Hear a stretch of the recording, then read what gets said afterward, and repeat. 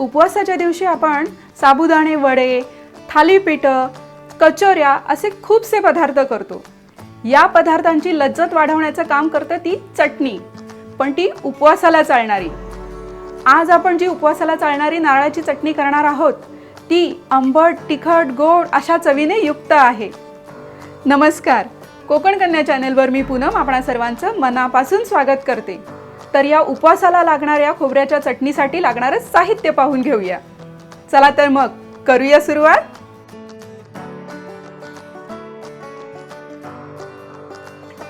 1 cup ओलं खोबरं, 2 चमचे दही, 2 हिरव्या मिरच्या, चवीनुसार मीठ, 1 चमचा गूळ आणि 1 चमचा चिंच। उपवासाची खोबऱ्याची चटणी करण्यासाठी आता आपण हा सगळा जिन्नस वाटून घ्यायचा आहे। त्यासाठी घेतले आपण खोबरं, त्यात घालायचे हिरव्या मिरच्या, गूळ, चिंच, दही आणि मीठ। हे आता आपण सगळं मिक्सरला छान बारीक वाटून घ्यायचं आहे। ज्यांना चटणी पातळ हवी आहे त्यांनी ह्यात थोडं पाणी घालून घ्यायचं आहे।